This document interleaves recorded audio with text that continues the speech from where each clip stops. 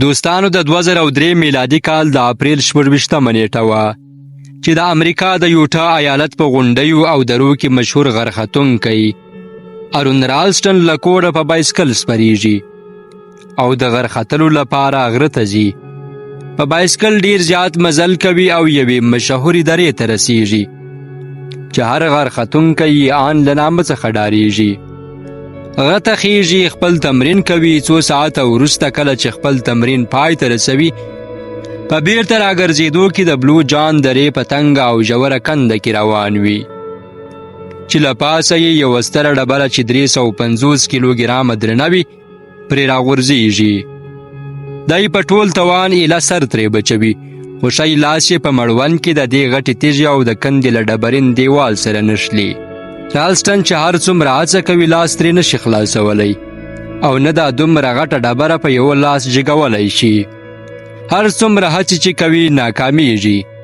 بالاخره فکر کوي چې باید خونسرده او آرام اوسي، که څه هم د دې ژورو او تنګو کندو په شاوخوا کې په کیلومترو څوک نشته. او بل دا چې په داسې غرونو کې ټلیفون هم کار نه کوي.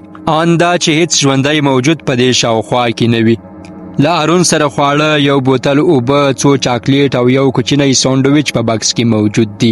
ارون څو ورځې په همداسې ولاړ حالت چې یو لاس یې تر سترې ډبرې لاندې دی او ښورېدی نشي په دې وحشتناکه دره کې پاتې کیږي.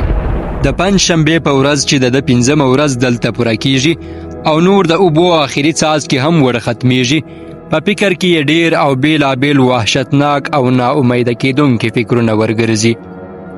آن که دلته مړه هم شي، څوک به په میاشتو پرې خبر نشي. خو دی هڅه کوي مثبت فکرونه په ذهن کې راوګرځوي، روښانه راتلونکی انځوروي، له کورنۍ او مور پلار سره د یو ځای کېدو او ګپ شپ خبرې رایادوي او هڅه کوي هر ډول مثبت فکرونه په ذهن کې راوګرځوي. دلته یوازینۍ لاره چې ورپاتې وه دا وه چې په تیږه کې خپل نښتی لاس غوټ پرې کړي او ځان خلاص کړي. ځان سره د غرختنې په سامان کې کوچنی چاکو هم لري چې خاص د کار هم نه دی. لاس پاس په مټ کې د غرختلو په پټه باندې کلک تړي چې وینه یې جریان پیدا نه کړي او بیا په کوچني چاکو باندې د لاس په پرې کولو پیل کوي. له پوستکي او رګونو چې تیریږي او هډوکي ته رسیږي د کوچني چاکو وس پرې نه رسیږي. نو یوه لاره دا ورپاتې کیږي چې د لاس هډوکي په بله تیږه په روغ لاس وټکوي او دواړه هډوکي غوټ مات کړي.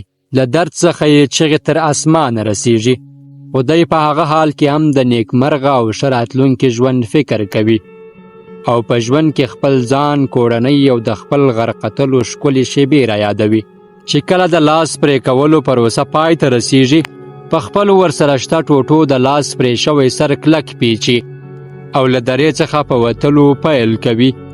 له درې څخه له راوتلو وروسته په پرې کړي لاس چې په غاړه کې یې پروت دی مزل کوي، تر دې چې له درې څخه له راوتلو وروسته د ځواب په حال کې یوه هالنډۍ میرمن، میړه او ماشوم ویني او چیغه پرې کوي، مرسته مرسته.